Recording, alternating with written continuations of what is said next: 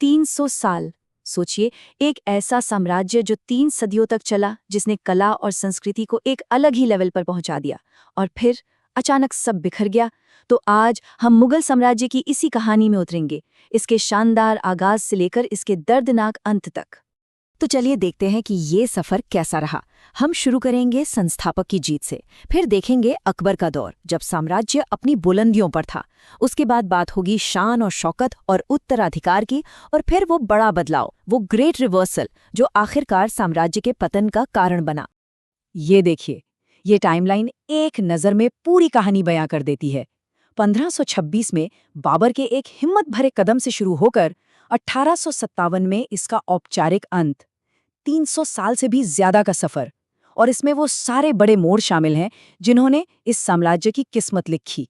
तो कहानी की शुरुआत होती है बाबर से, वो जो महान विजेताओं का वंशज था। वो मध्य एशिया से आया, लेकिन अपने साथ सिर्फ एक सेना नहीं लाया, बल्कि लड़ाई का एक ऐसा नया तरीका लाया जिसने हिंदुस्तान के इतिहास का रुख ही मोड़ दिया। तो क्या था बाबर का सीक्रेट वेपन? वो थी तुलुगमा नीति। कमाल की मिलिट्री स्ट्रैटेजी थी ये। इसी के दम पर वो अपने से कहीं बड़ी बड़ी सेनाओं को घेर कर हरा देता था। और इसी कमाल की रणनीति का इस्तेमाल करके 1526 में पानीपत की पहली लड़ाई में बाबर ने इब्राहिम लोधी की बहुत बड़ी सेना को हरा दिया। ये वो पल था, वो एक निर्णायक मोड़, जिसने हिंदुस्तान में मुगल साम्राज्य की नींव रखी। और देखिए, सिर्फ 4 साल के अंदर बाबर ने एक के बाद एक लड़ाइयां जीतकर अपनी जगह पक्की कर ली। इससे ये तय हो गया कि ये नया साम्राज्य अब टिकने वाला है। लेकिन नींव अभी भी कच्ची थी। बाबर के बेटे हुमायूं को गद्दी से हटा दिया गया और उसे देश छोड़कर जाना पड़ा। ये एक तरह से चेतावनी थी कि अभी कुछ भी पक्का नहीं है, मुगल सल्तनत का भविष्य अभी तय नहीं हुआ है। खैर, हुमायूं आखिरकार वापस तो आ गया, लेकिन असल में ये उसका बेटा अकबर था, जिसने इस साम्राज्य को सिर्फ एक जीती हुई जमीन से एक मजबूत और टिकाऊ हुकूमत में बदला। सोचिए, सिर्फ 13 साल की उम्र में अकबर गद्दी पर बैठा, और बैठते ही उसे एक बहुत बड़ी लड़ाई लड़नी पड़ी। इस लड़ाई में उसकी जीत ने न सिर्फ साम्राज्य को बचाया, बल्कि आने वाली पूरी सदी के लिए मुगल राज का मंच तैयार कर दिया। अब इतने बड़े साम्राज्य को चलाना कोई आसान काम नहीं था। इसके लिए अकबर एक बहुत ही बेहतरीन सिस्टम लेकर आया, मनसबदारी सिस्टम। ये एक ऐसा तरीका था जिसमें अमीरों और अधिकारियों को उनकी फौजी और सरकारी जिम्मेदारियों के हिसाब से रैंक दिए जाते थे। इससे ये भी पक्का हो जाता था कि सब बादशाह के वफादार रहें। लेकिन अकबर की असली ताकत सिर्फ जंग के मैदान में नहीं थी। उसकी असली दूरदर्शिता थी उसकी समावेशी नीतियों में, उसकी धार्मिक सहनशीलता में। उसने अलग अलग धर्मों और समुदायों के लोगों को साथ लाकर एक ऐसा मजबूत और खुशहाल साम्राज्य बनाया जहां सब मिलकर रह सकते थे। और इसी खुले माहौल का नतीजा ये हुआ कि कला और संस्कृति ने खूब तरक्की की। अकबर का दरबार अपने नवरत्नों के लिए मशहूर था, मतलब 9 हीरे। ये वो कलाकार, संगीतकार और विद्वान थे जिन्होंने साम्राज्य को अपनी कला और ज्ञान से और भी अमीर बनाया। अकबर के बाद जहांगीर और शाहजहां के दौर में मुगल साम्राज्य दौलत और शान व शौकत, खासकर आर्किटेक्चर के मामले में अपने शिखर पर पहुंच गया।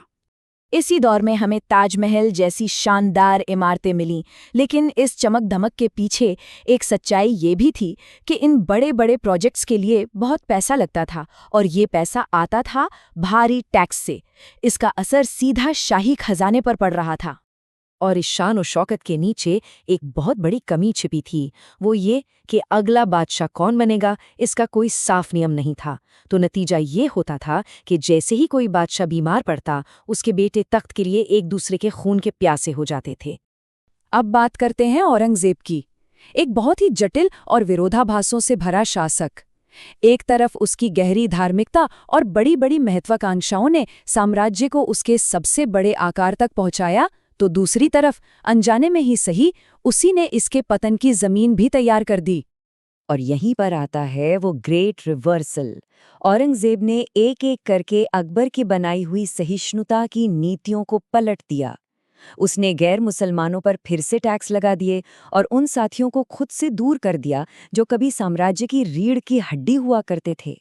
दक्षिण भारत यानी दक्कन को जीतने का जुनून उस पर ऐसा सवार हुआ कि औरंगजेब ने अपनी जिंदगी के 25 साल वहीं गुजार दिए। राजधानी से उसकी ये लंबी गैर मौजूदगी एक तरह का पावर वैक्यूम बना गई, जिससे साम्राज्य के दिल में ही विद्रोह और बेचैनी फैलने लगी। और फिर 1707 में औरंगजेब की मौत के बाद वो मजबूत साम्राज्य, जिसे उसने अपनी हदों तक खींच दिया था, वो बहुत ही चौंकाने वाली तेजी से बिखरने लगा।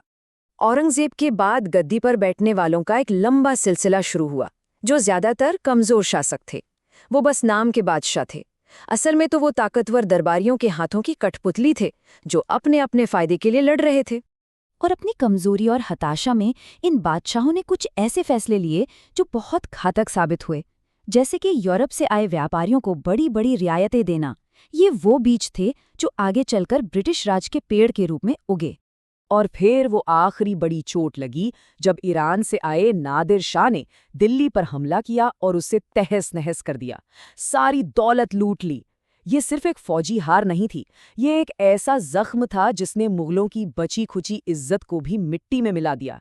और इस कहानी का आखिरी पन्ना 1857 में लिखा गया, जब एक वक्त का सबसे ताकतवर साम्राज्य सिर्फ नाम का रह गया था और उसके आखिरी बादशाह बहादुर शाह जफर को देश निकाला दे दिया गया। तो आखिर में ये सवाल हमारे सामने खड़ा होता है, क्या मुगल साम्राज्य के पतन का जिम्मेदार सिर्फ एक शासक औरंगजेब था, या फिर सिस्टम में ही कुछ ऐसी खामियां थी, जैसे तख्त के लिए खूनी लड़ाइयां और बेहिसाब खर्चे, जिनकी वजह से इसका अंत होना तय ही था।